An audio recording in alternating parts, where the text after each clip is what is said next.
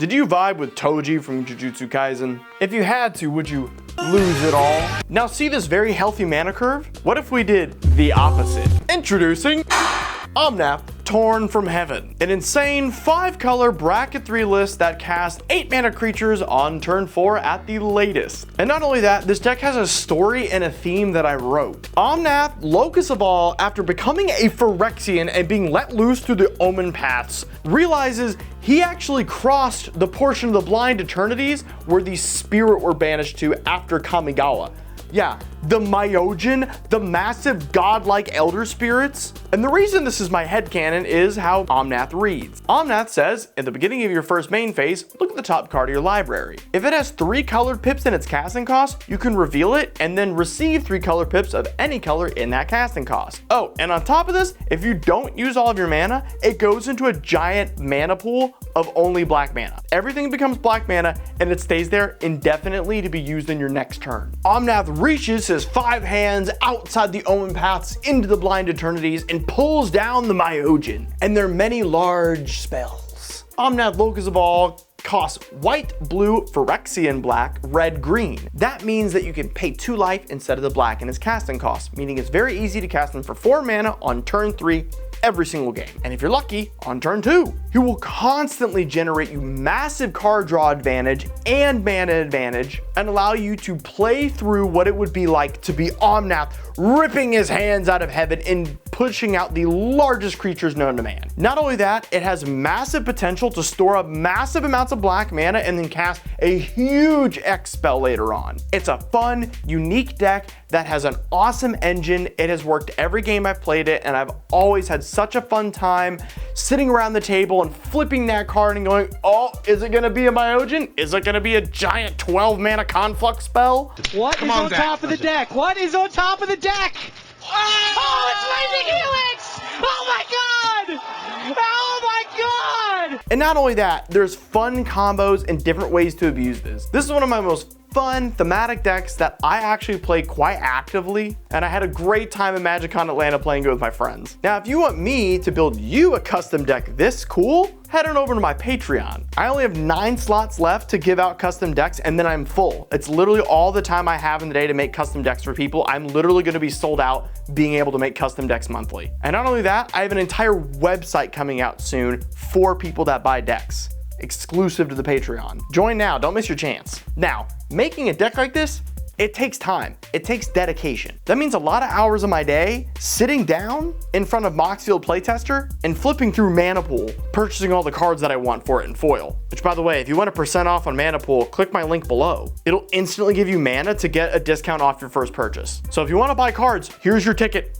Go buy them. You will literally support me and get free stuff. But a lot of hours were spent in front of my computer. And I couldn't do that without my new chair. Back in high school, I received a severe hip injury during marching band. As a result, I normally can't sit down for a long time to game, let alone make Magic decks. So I've partnered with Ewin Racing to get the best ergonomic chair to you guys for 30% off. Seriously, this thing is literally saving my back. Like, I can't do my job without a chair this nice. I know some of you are sitting in some really crappy chairs right now. It is damaging your back. And this thing is going to be 30% off with my link. We're talking magnetic rests. I mean, look at this, come on. How awesome is that? Lumbar support. You can literally turn this to change the angle for your spine. They have an awesome website with tons of designs and different price ranges. And all of it can be 30% off using my code DEFCAT. I'm really thankful for them for working with me on this project because my back issues have almost stopped me from making videos for weeks now. So do yourself a favor, treat your back correctly, and go get yourself an Ewin Racing gaming chair. You know, I almost don't want to get up for the rest of the video. Yeah, I'm not. This is just too comfortable. So here's the deal. If you guys try to go play this deck right now, you will fail. Why is that? You didn't learn how to play it, dummy. That's why you're on the video. Welcome to DEFCAT MTG, where I don't just show you a deck list and be a snooze fest.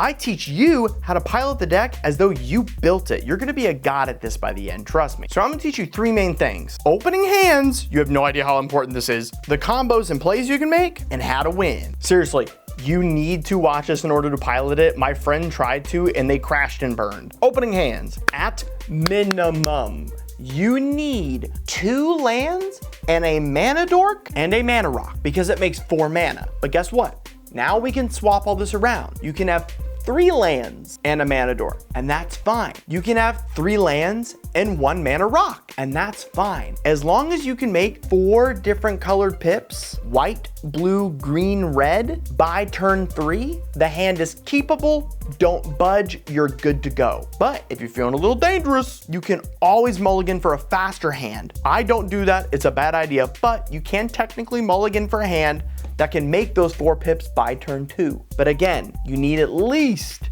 like 2 lands and 2 mana dorks, 3 lands, 1 mana dork, 3 lands, 1 mana rock, 2 lands, 2 mana rocks. As long as it makes the 4 necessary color pips by turn 3, the deck will play itself. Which brings me to point number 2, combos and things to do. Omnath comes down on turn 3. Tap all of your mana, float it into your pool. Normally you're gonna have 1 left over. And then going into turn 4, you are hoping and praying that in your opening hand, you found something like Miri's Guile, Scroll Rack, Sensei's Divining Top, Sylvan Library, anything you can use to reorder the top of your library. And if you did it, that's okay. You can still get lucky because on turn 4, you'll draw for turn. And then when you flip over that card, you pray to God it has 3 colored mana pips in it, and you get to make 3 mana of any of that color. Now, if for some reason you don't have the full 8 mana, which by now you should, I don't know, maybe your friends blew up your mana dorks because they hate you or your mana rocks, I don't know. You can still just float all this mana into your pool and either use it to cast something cool in your hand or use it for next turn. But like I was just saying, if you have something like Scroll Rack and you have one of those big spells in hand, you can use it to put it back into the library. The idea is you can rearrange things using Scroll Rack, Sensei's Divining Top, Miri's Guile, or Sylvan Library in your upkeep to make sure on your main phase you reveal the card that makes you the mana. But now let's get even spicier. Top deck tutors. This is bracket 3, so we don't have all of them in it, as that would make it bracket 4. But we can use things like Vampiric Tutor, or another way to rearrange your hand, like Brainstorm, in order to put the card we want onto the top of our library during our first main phase, and then go ham. Now, how do we win? We can win the game with a couple things, but the easiest, Torment of Hellfire. The idea is we can make an insane amount of mana in this game, and if we want to,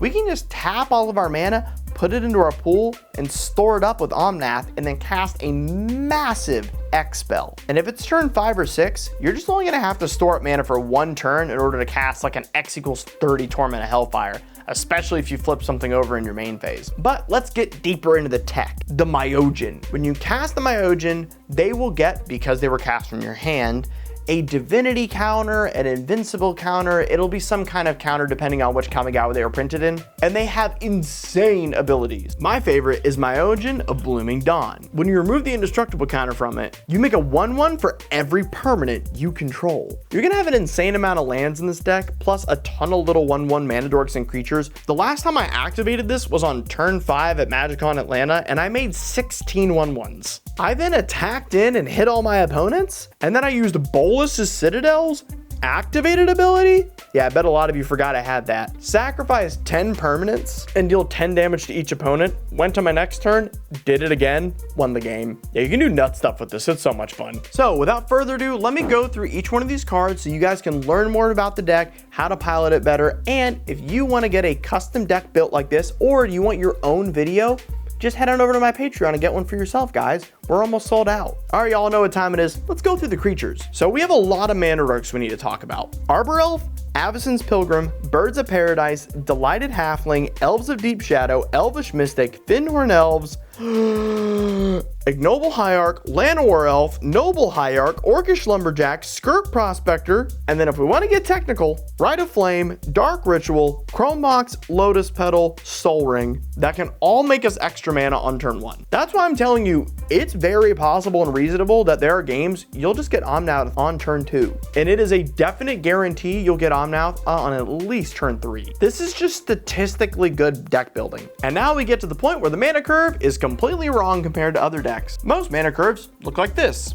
Oh, hey Chase. No, I meant this mana curve. There's normally a bell in the center as things ramp up and more spells to play. We are literally the exact opposite. Our mana curve is a literal opposite bell curve, and it's glorious. The idea is you ramp out early and then instantly cast the big stuff. It makes it super easy to recast your commander if you need to, and we just get to jam battle cruiser style. It's so much fun. It's not like any of these spells are like one spell, end the game, BS boring stuff. It's not like we're playing Thoracle here. We're using all these mana dorks to battle cruiser it out like a mofo. But hey, let's look at the other massive spike in our mana curves. Let's look at the Myojin. The first one is Myojin of Blooming Dawn. Myojin of Blooming Dawn is a massive, easy way to win this game. Often what I've done is use the 1/1s as fodder for other really cool things in the decks, but often they just swing in and win you the game anyway. Myojin of Cleansing Fire. It says Myojin of Cleansing Fire comes into play with a divinity counter on it, and if you've played it from your hand only, which is about all these Myojin. So just gotta remember, whenever you play one of these cards from your hand,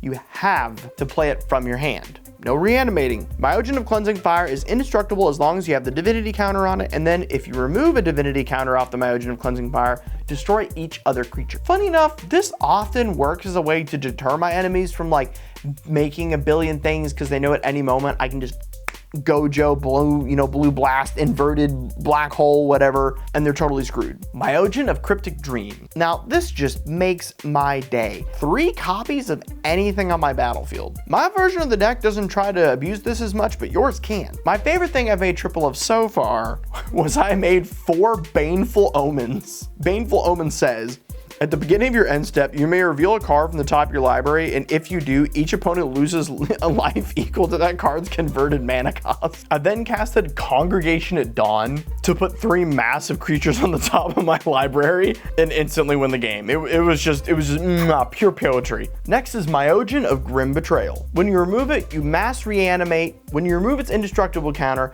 you mass reanimate all creatures that had put into the When you remove the indestructible counter off of it, you will mass reanimate all the creatures that were put into the graveyard this turn. This has an insanely OP combo with Dune Blast. Dune Blast says choose up to 1 creature, destroy the rest. Choose Omnath, destroy the rest, and then remove the indestructible counter off of Myojin. I did this while streaming with Tappy Toe Claws the other night, and it was nasty. Myojin of Night's Reach. This one can be a little mean, so if you don't want to include it in your list, that's cool, but me and my friends love to bully each other. Yeah, it makes everyone discard their hand. This deck also runs mass reanimation, so often I'm fine with it, but if it's too mean for your friend group, please omit it. Myojin of Roaring Blades. Myojin of Roaring Blades, honestly, kind of the weakest of the Myojin. It just deals 7 damage, spur it out amongst 3 targets. I remember originally reading this thing, oh, it does 7 damage to up to 3 targets. No, it's 7 damage spread out. So it deals 7 damage to 3 targets, but I thought you could like combine it to like 121 damage Kamehameha, little Rasengan, you know? But it's still really helpful. It basically says remove the indestructible counter, destroy all of your friend's commanders. Myojin of Towering Might. Let me read this so I get it correctly. Remove an indestructible counter from Myojin of Towering Might. Distribute 8 +1/+1 counters among any number of target creatures you control. Then they gain trample until end of turn. Yes, it is very fun to swing at someone with a massive Omnath. Trust me, tried it, loved it, do it. Myojin of Life's Web. This basically reads like the new Galta, if you guys have been playing since the new Exelon expansion. It says remove a divinity counter from it. You can put all creatures from your hand that you would like to into play, which we're about to get into those creatures. So let's look at some of the creatures you want to put in, then we'll finish the Myojin cycle. Irelia the War Leader. Aurelia. Whenever it attacks, you get an extra combat step and untap all your creatures. And yes, it has haste, so that happens instantly. Ogachi Vengeful Kami. Look, this one is in the deck 100% for the flavor, and it's worth it. If you attack the last person that hit you, like literally you get to be the salt god. If you attack the last person that deal damage to you, you get to exile one of their permanents. One of their non-land permanents. We're not, nuts here, but a permanent nonetheless. Atraxa Grand Unifier. When Atraxa enters the battlefield, you have to look at the top 10 cards of your library and put into your hand 1 of every card type. That's artifact, battle, creature, enchantment, instant, land, planeswalker, sorcery. So up to 8. On top of being a flying vigilance, death touch, lifelink 7/7 Phyrexian Angel. Herald of Eternal Dawn. You can't lose the game and your opponents can't win the game. I have flashed this in after someone went infinite with VV. Somehow they had no way to remove it and I won the game. Avacyn Angel of Hope. Other permanents you control have indestructible. Nuff said. Oh, and something kind of spicy and fun. Ruthless Technomancer. When it enters the battlefield, you can sacrifice another creature and make treasure tokens equal to that creature's power. So often, I will use this on a Kami that I've already removed the indestructible counter from because I basically used up everything I wanted to from that Kami. Also, they're from Neon Dynasty Kamigawa. Thought it was a cool flavor inclusion. And then Reiki, the history of Kamigawa. Whenever you play a legendary spell, draw a card. There was no way I could make a list like this without the flavor of this man. Now let's finish out our Myojins here. Valgavoth, that Valgavoth. Oh yeah, he does have 3 black pips. Why not play him? If you guys don't know Valgavoth, why not I let you know. Flying lifelink 9/9 Elder Demon. Ward, sacrifice 3 non-land permanents. If a card you don't control would be put into an opponent's graveyard from anywhere, exile it instead. And then during your turn, you may play cards exiled with Valgavoth. If you cast it this way, pay life equal to its mana cost rather than paying its mana cost. You can store an insane amount of black mana in this deck, so I just really thought this was like such a smart inclusion and so cool and flavorful. Myojin of Infinite Rage. Remove the divinity counter and destroy all land. Like, geez. Again, if this is too much for your play group, take it out. Me and my friends, we thought this was hilarious. Enjoy. Myojin of Seeing Winds. Now this has won me a lot of games. If you remove the divinity counter from it, you draw a card for every permanent you control. I think I drew like 32, and then my friend Alex from Playing with Power ended up windfalling us. Now that was a good game. Sorceries. Rite of Flame. This is here for extra mana. Torment of Hellfire. This is a win condition like we discussed earlier. Dune Blast. This is that combo card we discussed from earlier. Army of the Damned. Now this card is amazing in this list. Obviously, like we talked about, you store a ton of black mana, so I've casted this on as easy as turn 4. And it puts you 26 total power, 13 2/2s onto the board. And then you can flash it back and do it again the next turn. Call forth the Tempest. Now this card slaps. And obviously, this card and the last one we just talked about, they all activate Omnath. They trigger Omnath and give you 3 pips. Do you get how awesome this is now, right? You're getting it? Call forth the Tempest deals damage to each creature your opponent controls equal to the total mana value of other spells you cast this turn. And yeah, when you're casting an 8 mana Cascade, yeah, you're gonna hit some pretty big stuff. Conflux. Conflux also triggers Omnath, will allow you to go get 5 cards from your deck of any color and put them into your hand. Often, I'll go get a ton of mana. That way I can just store up mana for next turn for something big and then go get Torment of Hellfire with the black. Death begets life. Destroy all creatures and enchantments. Draw a card for each permanent destroyed this way. This is basically mom turned off the Xbox, my Omnath got killed, and I would like a reset. And then probably the most fun I've ever had resolving a spell in Magic the Gathering. Other than maybe like a Mind's Desire, you know, when you've got like 10 Storm, now that's fun. Apex of Power. 7 generic, 3 red, so if you flip this over, you will get 3 red with Omnath. Exile the top 7 cards of your library, and until end of turn, you may cast non-land cards exiled this way. If this spell was cast from your hand, add 10 mana of any one color. Always say black. Instantly rip into this thing. It's so much fun. Instants. We've got Dark Ritual for extra mana like we talked about. Brainstorm to put the things on top of your library that you want to be there, you know, when you want to trigger Omnath. Vampiric Tutor, how to get a card you want on top of your library to trigger Omnath. Just make sure to do it after you've drawn for upkeep and then go to main phase. Bant Charm. I like this as a funky counter spell for the deck. I think you could be putting a lot more of these charms in this deck if you want to be more interaction heavy. Great idea. Congregation at Dawn. What a baller card. I do not understand why no one knows this card. It is insane. I mean, not even in this deck. Like, think of playing this in like Geshath. I don't know why it's not more expensive. I bought an original foil of this for like $11 at, I think it was like PAX East 2022. If you want to know a little bit about me, I brought a video game that I made there, and we were one of the most played demos that year. It was so much fun. God, I miss making games. Empty the Pits. I just love that this has Delve in it, but also we have an insane amount of mana, but you just basically get to make a bunch of 2/2s. I love finding this late game. It just makes me happy. And it's an instant. Kind of cool. Artifacts. There's only a few we need to talk about. Sensei's Divining Top. You can pay 1 generic into Sensei's, activate it, and then you can fish around the top 3 cards of your library to properly put one of those like huge spells where you want it to, so it triggers Omnath. Lightning Greaves. Obviously, we're not really going to be targeting Omnath ever, so this is a great card. Scroll Rack, just like Sensei's, we're using it to put things from our hand to the top of our library when we're activating or trying to trigger Omnath. Bolus's Citadel. We often aren't ever going to use this for its like ability where we get to pay life by playing cards off the top of our library. We're actually just going to sack permanents to help kill our opponents because we're going to have a lot of permanents in this deck. And lastly, Chromatic Orrery. Obviously, this deck is super pip intensive. You need a lot of pips in this deck. Chromatic Ori literally just makes everything a breeze. Super awesome card. And then obviously if we pay 5 mana, we instantly draw 5 cards as long as we have Omnath out. It's awesome. Enchantments. I'll bring this up because I already talked about it. Baneful Omen. This thing is so massive in this deck and it slaps. It's also really fun to do the big reveal moment. It's just cool. Miri's Guile. Miri's Guile at the beginning of your upkeep allows you to rearrange the top 3 cards of your library.